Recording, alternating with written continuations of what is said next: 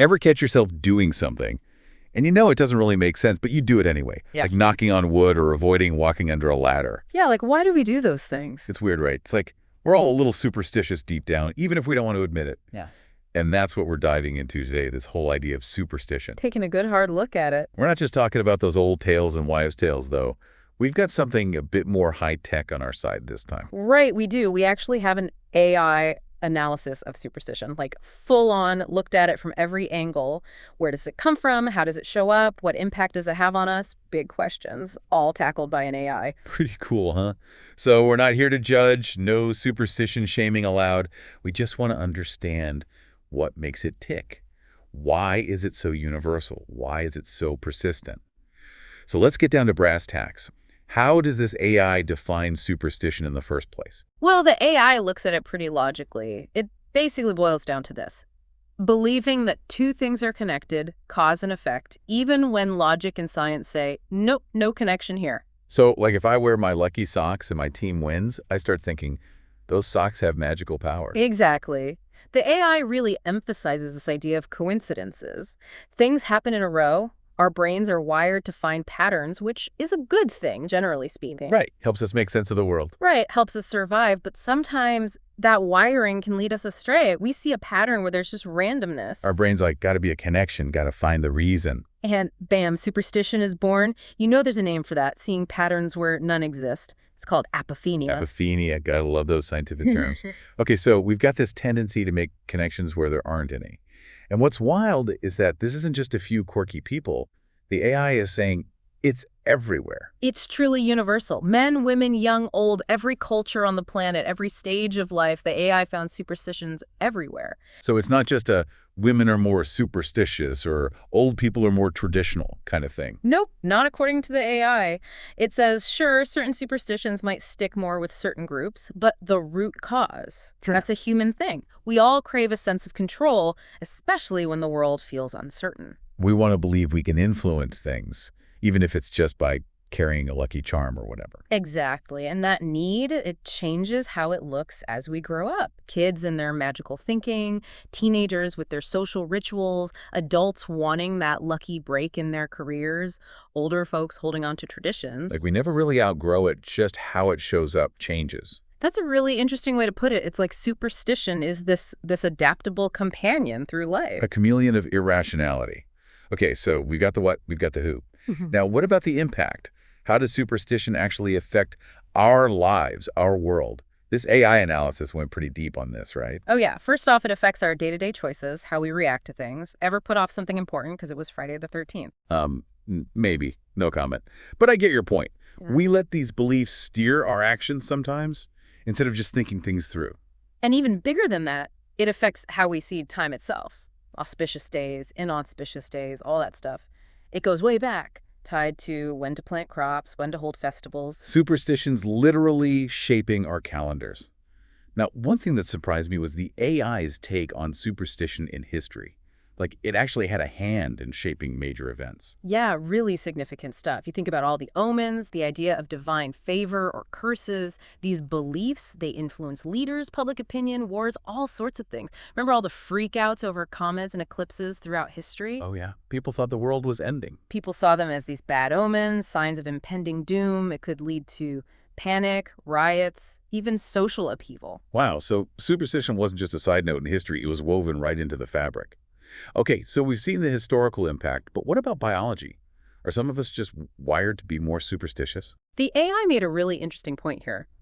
Superstition isn't genetic, it's not encoded in our DNA, but those cognitive biases we talked about, the ones that make us see patterns everywhere, well, those might have a biological basis. Like I said, our brains are pattern recognition machines. It helped us survive, but it also makes us prone to see connections where none exist. Our brains are like, better safe than sorry. See a shadow, assume it's a tiger. Right. And on top of that, when we're stressed, anxious, we crave that feeling of control. So we latch onto anything that feels like it might help, even if it's just a superstition. Makes sense. When things feel chaotic, we're more likely to grab onto anything that promises a bit of order, even if it's a false promise. Now, this AI analysis also looked at superstition through the lens of philosophy, physics, logic, like really different fields of study. That feels like we're switching gears a bit. We are, but it's fascinating how these different perspectives shine a light on superstition. Philosophically, superstition makes us question things like free will and rationality. If we're acting on irrational beliefs, are we really in control of our choices? And it gets into these big questions about how we understand cause and effect, the limits of our knowledge. And from a scientific standpoint. Well, physics and math deal with measurable things you can test and prove. Superstition, it just doesn't fit into that framework. It talks about forces and connections that you can't quantify, can't put under a microscope. No scientific formula for luck, unfortunately. Exactly. And logically, the AI points out that a lot of superstitions fall apart because they rely on flawed reasoning. Like the classic one, this happened after that, so that must have caused this. Like wearing my lucky shirt and my team winning again. Yep. Just because two things happen close in time doesn't mean they're actually related. No cause and effect. That's a logical fallacy. And the AI points out how many superstitions rely on these fallacies. So it's like superstition exists in this separate realm from science and logic. But it definitely affects how we feel, our state of mind. The AI talked about that too. It does, and it can be a good thing, you know? Superstition can provide comfort, a sense of control when we feel powerless, and that can definitely ease anxiety. But the flip side is that it can also create fear, paranoia, even lead to obsessive behavior if someone gets too caught up in it. So it can help us cope, but it can also make things worse. It's a two-sided coin, that's for sure. And it can even get mixed up with larger belief systems like religion. The AI pointed that out. It's not saying all religious beliefs are superstitions, but there are definitely overlaps. This human need to find meaning beyond the physical world, to engage in rituals, you see that in both religion and superstition. Okay, so we've been getting this really big picture view of superstition. Now, let's bring it down to earth a bit. Focus on the individual. How does superstition affect us personally and those around us? Well, for individuals, it gets into everything. Decision-making, what career path we choose, who we date, even health choices. It dictates our behaviors, those little rituals, the things we avoid, the charms we collect.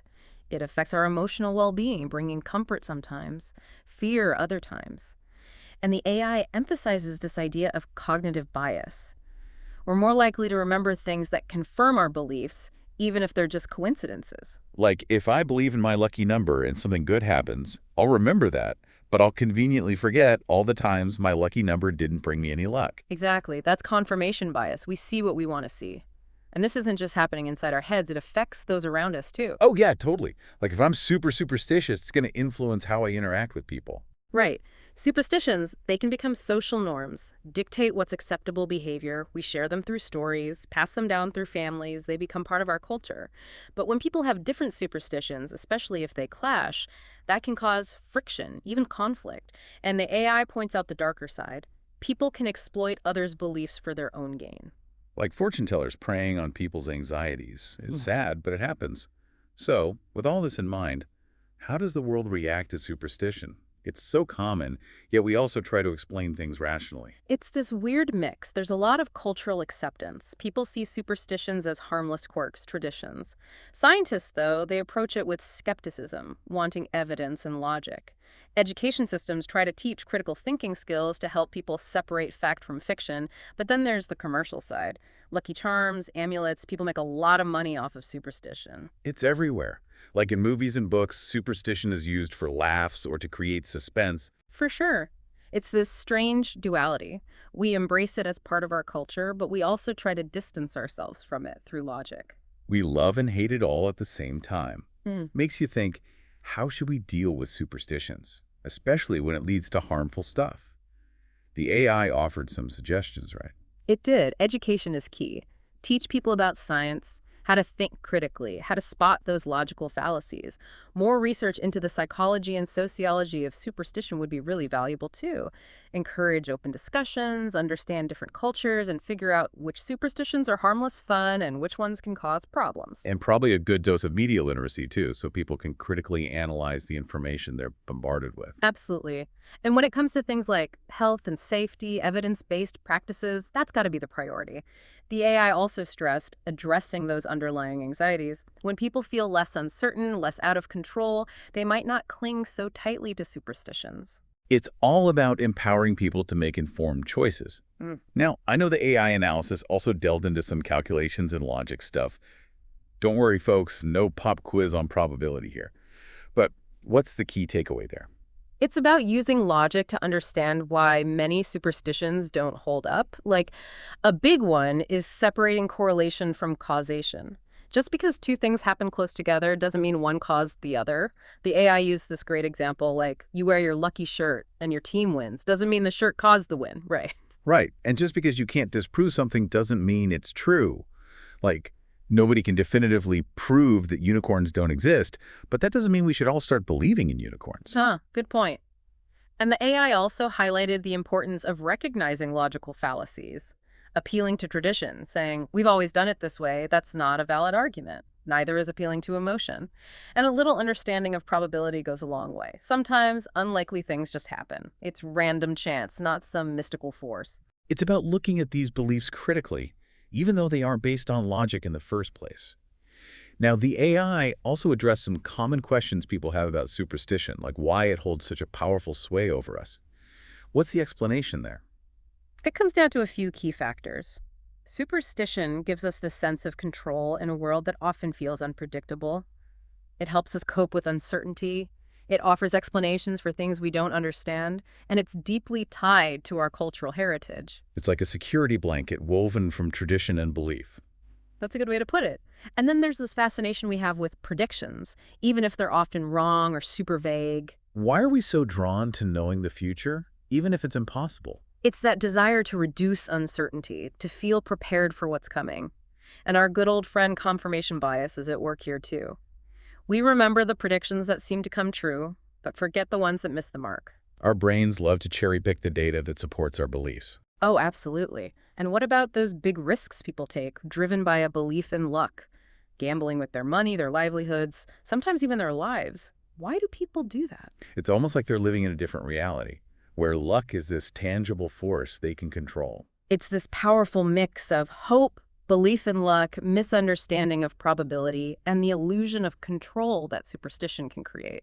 They see connections that aren't really there, and they act on those false connections. And then there's the whole realm of believing in visionaries, ghosts, the supernatural. What's the draw there? It speaks to this deep human need for explanations that go beyond the material world, for comfort in the face of our own mortality. People often overvalue anecdotal evidence, personal experiences over scientific data. They want to believe, and so they do. And what about those extreme rituals, the ones with sacrifices and all that? Those often come from these ancient beliefs about appeasing gods, warding off evil, trying to influence the supernatural. It's superstition taken to a dangerous extreme where people genuinely believe they can manipulate the forces of the universe through their actions. It's a reminder that superstition isn't always harmless fun. It can have real-world consequences. And then there's the way these beliefs get passed down, generation after generation. It's a cycle perpetuated by tradition, a fear of breaking away from what's familiar, and often a genuine belief in the truth of what's being taught. Wow, this has been a deep dive indeed. It's fascinating to see how this AI analyzes superstition, this very human thing, through such a logical lens. So just to recap some key takeaways. Superstition is a universal human tendency tied to our need for patterns and control. It's everywhere, from our everyday choices to the course of history. It can offer comfort, but it also has the potential for harm. Understanding its root causes and addressing its negative effects, it all comes down to promoting critical thinking and evidence-based reasoning. Absolutely. It's not about judging people for their beliefs, but about equipping them with the tools to make informed decisions. So here's something to ponder as we wrap up. The AI showed us the human drive to find patterns, make meaning, even when it's not really there. Where else do you see this tendency playing out in modern life, beyond those traditional superstitions? Maybe in how we consume news, how we get swept up in social media trends, even in how we tell our own life stories? How does this tendency shape our understanding of the world, and how do we navigate it in a way that's both critical and compassionate? It's a big question. It is, but it's one worth asking. For sure. Thanks for joining us on this deep dive. My pleasure. This is DigitView.